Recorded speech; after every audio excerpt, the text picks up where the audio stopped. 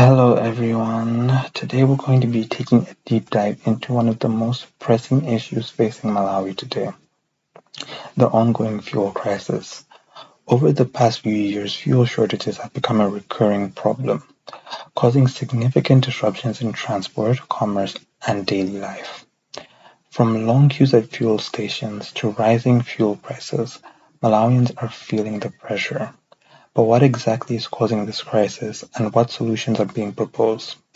Today we'll explore the root causes of the crisis, the government's response, and whether these solutions will bring the stability we need. Let's start by looking at the root causes of the crisis. The first is foreign exchange shortages. As a country, we rely heavily on imported fuel, but our foreign exchange reserves are limited. Without sufficient foreign currency, fuel importers struggle to secure the necessary funds to purchase fuel from international suppliers. This shortage of forex has been one of the primary reasons behind the disruptions in fuel supply. The second is an inefficient procurement system. Currently, fuel procurement in Malawi involves multiple intermediaries, which makes the process less efficient and more expensive. This fragmented system means Malawi isn't able to benefit from the bulk purchasing economies of scale or favorable credit terms, ultimately driving up costs and reducing the amount of fuel available. The third cause is rising global fuel prices. In addition to these internal challenges, rising global fuel prices have compounded on the problem. As global oil prices fluctuate, Malawi, like many other countries, faces the challenge of dealing with higher costs, which in turn impacts the supply and pricing of fuel domestically. So what solutions are being put forward? Let's start by looking at the government-to-government fuel procurement strategy. This new approach allows the Malawian government to directly negotiate contracts with oil-producing countries like Saudi Arabia, Oman, and Bahrain, bypassing the intermediaries that traditionally make up the supply chain. The benefits of this strategy are as follows. The first is better pricing. By cutting out the middlemen, Malawi can negotiate better terms and secure larger quantities of fuel at a lower cost. The second is a more reliable supply of fuel. Direct contracts with oil-producing nations could lead to a more consistent and reliable fuel supply, reducing the frequency of shortages. But this approach isn't without its criticisms. The major concern is accountability. By removing the Oversight of the Public Procurement and Disposal of Assets Act, the new law gives the Minister of Energy significant power in managing these deals.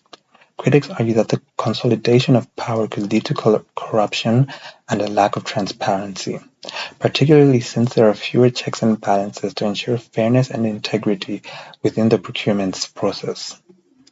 Another solution that has been put forward is a $50 million revolving credit fund provided by the Arab Bank of Economic Development in Africa. This funding is designed to address the foreign exchange shortage by giving the National Oil Company of Malawi more flexibility to secure foreign currency for fuel imports. Here's how the fund will help. First, by improving liquidity. The National Oil Company of Malawi will now be able to easily access more foreign currency, enabling them to procure fuel without waiting for delays and in accessing foreign currency through commercial banks. The second is a sustained supply of fuel. With this line of credit, NOCMA will be better equipped to maintain the consistent fuel supply, reducing a risk of running out of fuel in service stations across the country. While this is a significant step forward, it's important to remember that the revolving credit fund only addresses the immediate liquidity issue, but doesn't resolve the broader structural issues at play. For example, it doesn't directly tackle the inefficiencies in our procurement system or the need to diversify Malawi's sources of foreign exchange. The third and final solution I'll be talking about is the centralization of fuel imports under the National Oil Company of Malawi.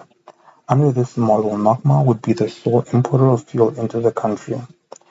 Currently, multiple private companies handle fuel imports, but this fragmented system has led to inefficiencies and higher costs. By centralizing imports, Malawi could leverage bulk purchasing benefits. Nagma could negotiate better deals by purchasing fuel in larger quantities, ensuring more favorable pricing and credit terms. It would also streamline logistics. A single entity managing the imports would improve the efficiency and reduce the risk of supply disruptions, as there would be better control over the entire process, from procurement to distribution. However, this solution also comes with risks. By centralizing fuel imports, it could lead to a reduced competition and, if not managed properly, potentially monopolistic behavior. Additionally, places more pressure on NOCMA to ensure efficient management of the entire supply chain.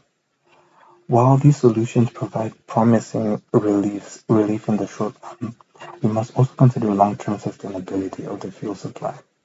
To ensure a stable fuel supply, the following steps are crucial. First, the diversification of foreign exchange sources. Malawi must reduce its reliance on a single export and diversify its foreign exchange sources. This will make the country less vulnerable to fluctuations in global oil prices and external shocks, along with stabilizing the economy. Second, we must build more strategic fuel reserves. Malawi needs to develop a more robust fuel reserve system. Having strategic reserves would allow the country to better manage supply shortages and avoid the panic buying and long queues we often see during a crisis.